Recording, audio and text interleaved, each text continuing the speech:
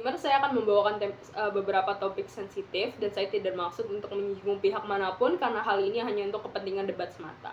Baik, debat akan saya mulai dalam 3, 2, 1. Juri, saya akan membagi perdebatan ini ke dalam 3 bagian, yaitu yang pertama, karakterisasi, kemudian yang kedua, kenapa pada akhirnya femcel ini buruk untuk dibudidayakan atau dikembangkan dalam media sosial, dan yang ketiga, kenapa pada akhirnya kami sebagai seorang gerakan feminis harus menentang adanya budaya femcel di media sosial ini.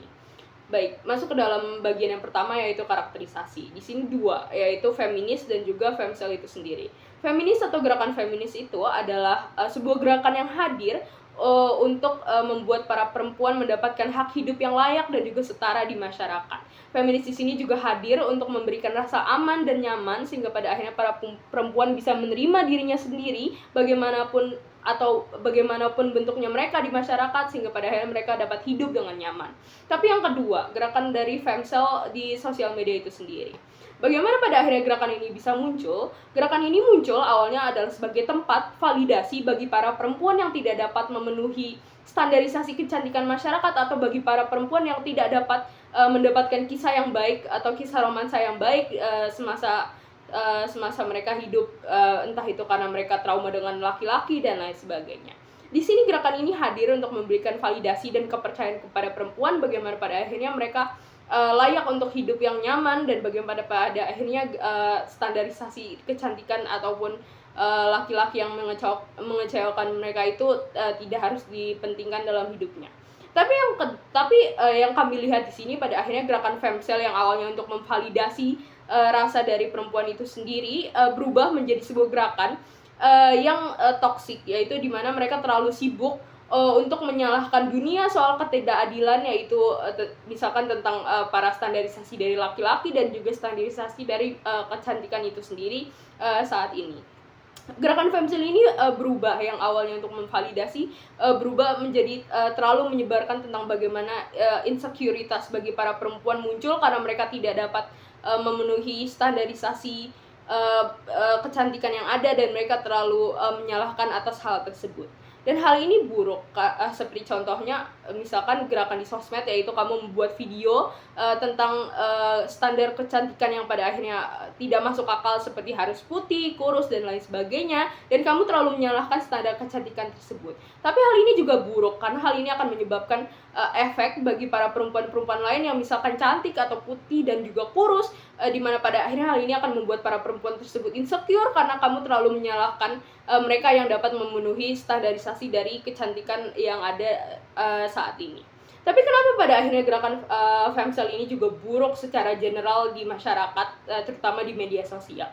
Yaitu yang pertama, kami percaya bahwa gerakan ini udah sangat toksik banget, di mana semua hal yang masuk ke dalam internet tentu saja akan bergeser maknanya pada akhirnya ataupun menjadi misleading.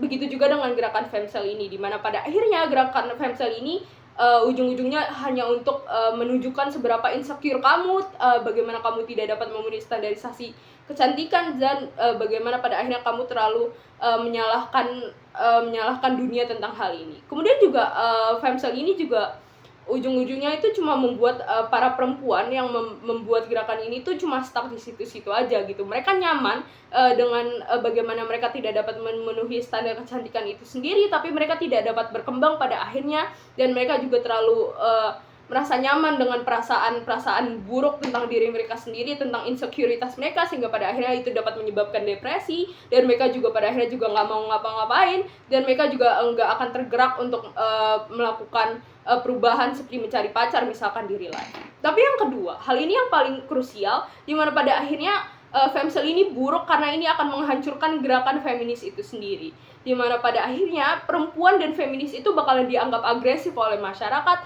atau bahkan dianggap ekstremis dan juga anti pria.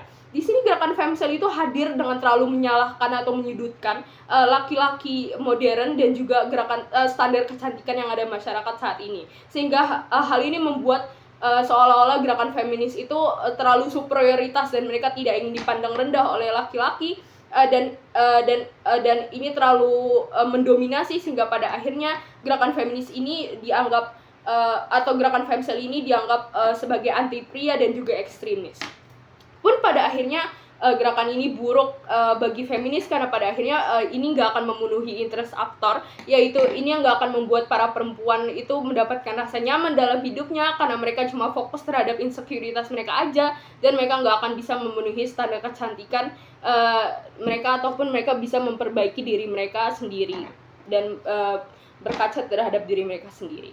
Tapi kenapa pada akhirnya gerakan feminis, sebagai gerakan feminis kita harus menentang hal ini? Tentu saja kami percaya bahwa ketika kita menentang gerakan femcel di media sosial, hal ini akan lebih memenuhi interest aktor. Karena kenapa? Karena hal ini akan membuat karena tanpa adanya gerakan femcel ini, kita masih dapat fokus dengan gerakan-gerakan feminis yang lain yang lebih positif seperti self-loving misalnya, dan hal itu akan membuat para perempuan itu lebih sibuk untuk mencintai dirinya sendiri dan berkembang, dibandingkan mereka sibuk untuk menyalahkan standarisasi kecantikan masyarakat, dan mereka sibuk dengan insecuritasnya sendiri tanpa mereka sadar untuk membenahi dirinya sendiri. Pada akhirnya pun hal ini akan lebih baik dalam sisi kami,